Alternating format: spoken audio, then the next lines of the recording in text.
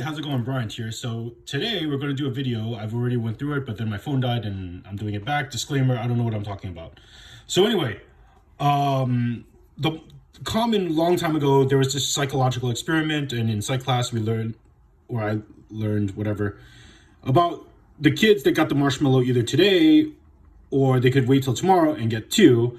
The concept of delayed gratification, and the people that got today, they're more like impulsive and they have poor impulse control, whatever it is, or they wait tomorrow and they got more, right? So this is the general gist of it. I kind of like this idea of waiting as long as you'll actually live till see tomorrow, of getting delayed gratification. So assuming that you're gonna live a nice, long, healthy life anyway, and you'll live long enough to enjoy it, well then delayed gratification probably works in your favor. And I see a lot of people, or in theory, there are people that have poor impulse control. And let's work this out. Let's say they want to buy a Louis Vuitton belt for $500 on a credit card because they have to have it now, today. And then it ends up costing them $1,000 over time or more because they have poor impulse control. And let's look at the other side where, let's say they want a Louis Vuitton belt and it costs them $500 in cash.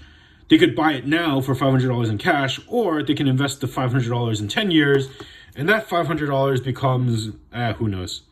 I don't know, it could be $10,000. I'm making this up, okay? I'm making this up. But the point is, they can get more over time. So at some point, they have to make the decision, is this something that I can purchase later and it's not a unique good or like an art piece or like a piece of real estate that they love and they can only get now, or it's something that I can delay?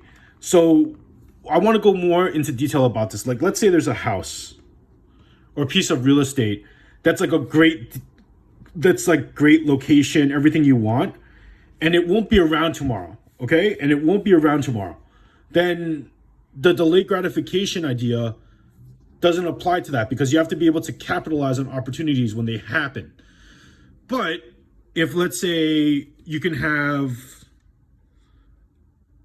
an ice cream or whatever, or you go out to dinner a lot, you spend $100, $200 a person out on fancy dinners, and next year you could get dinners anyway.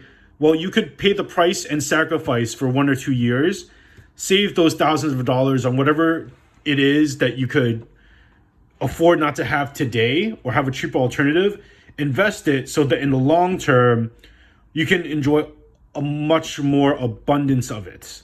So that's basically the idea of delayed gratification. There's two aspects, there's two folds, right? So let's say in an arbitrary way, you could delay whatever it is, luxury, I don't know, you skip Disneyland this year or something, or you skip a vacation this year for $5,000, right? So let's say you skip whatever. So skip whatever for X amount of money, for X money, right? And then time/years later, you have 2x the money, right? Then you can do it 2 times. But the beauty of it is that if you wait on it, and let's say the money doubles every year or whatever, then you can keep what people do is called infinite runway, which is they will wait to a point where they save, and I haven't been able to do this, but they'll save like $500,000, right? And this is really difficult, and I'm using a really crappy example probably. But in theory, this $500,000, to get to this point where they'll hit $500,000 and then they'll have 5% return per year. That means they'll have $25,000, assuming that you don't have to pay taxes or anything on this money, to spend on whatever it is that they want in this lifetime. And they'll still have the $500,000 growing to let them spend this money forever in perpetuity, in theory. So that's the basis of delayed gratification, you want to get to the point where you want to have money that keeps growing so much that you can do what you want without having to care that you're spending this money. That's the end goal of delayed gratification / the marshmallow thing on the financial sense. Now, if you have a unique or special item or something like that's priceless, or you only have the opportunity to buy it now, like for example, you have a chance to buy the Mona Lisa today for $10. Obviously, you don't have the ability to wait and then buy the Mona Lisa for $10 and keep buying it over time. So this concept of delayed gratification does not work for assets that you can't reliably or count on to get tomorrow, assuming with the same money. So there's a pro and there's a con is what I'm saying. So the pro is that if either way you're going to get an ice cream or you're going to go on vacation or you're going to buy a nice car, maybe you want to wait to the point where you can, at least this is what I'm doing, and I hope to be able to do this one day because I'm poor. Like I'm seriously, I'm freaking poor. So I hope to get to the point where, let's say I'll get $1 million and my $1 million will make 5% every year. So I can get a $50,000 car every year if I want, or go on a $50,000 vacation every year if I want, assuming I live long enough to be able to enjoy the fruits of my labor.